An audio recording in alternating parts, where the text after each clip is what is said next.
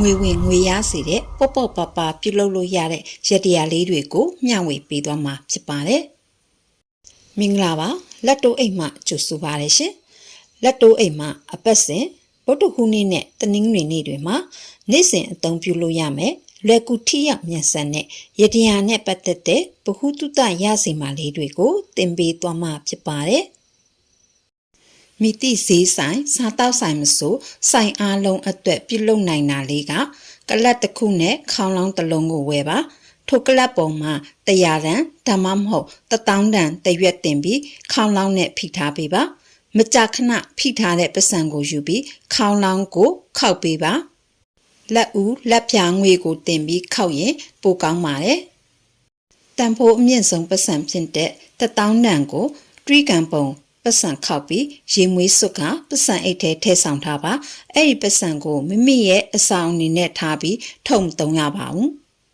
ပစံတွေကိုအရွက်စုံထားပေးပါဥပမာတစ်ကြက်တန်ရှိရင်တစ်ကြက်တန်ကစပြီး5ကြက်တန်30 20 50 100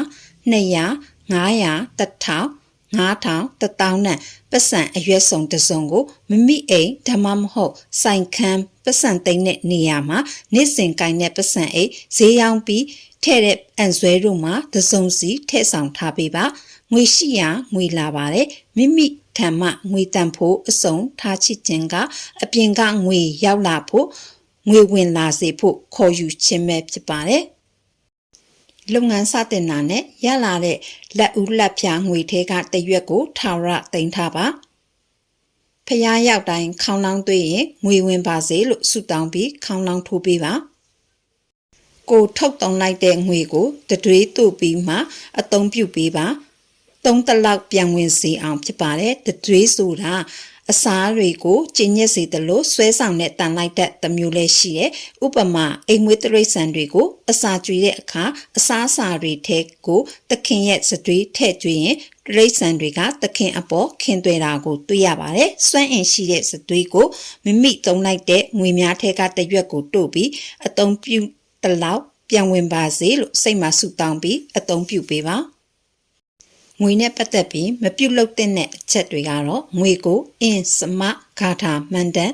ကနန်းစာတိုဖုန်းနံပါတ်တို့ကိုမရေးပါနဲ့ငွေကိုပိတ်ထားတဲ့ပလတ်စတစ်မလောင်းရပါဘူးအခုငွေရစေတဲ့နီလန်ဒါမှမဟုတ်ရတရားတွေကအလုံးမလုံးတဲ့သူတွေအတွက်ထိရောက်မှုရှိမှာမဟုတ်ပါဘူးဒီနီလန်တွေထဲကတစ်ခုကိုအသုံးပြုပြီးငွေဝင်လက်ရွှင်နိုင်ကြပါစေရှင်နောက်ပတ်တွေမှာလည်းလွယ်ကူထိရောက်မြန်ဆန်တဲ့ရတရားနဲ့ပတ်သက်တဲ့ဗဟုသုတရစီမာလေးတွေကိုသင်ပေးသွားမှာဖြစ်လို့လက်တိုးအိမ်ကိုစောင့်မျှော်ကြည့်ရှုအားပေးကြပါအောင်နော်အဆုံးထိကြည့်ရှုပေးတဲ့အတွက်ကျေးဇူးတင်ပါတယ်ရှင်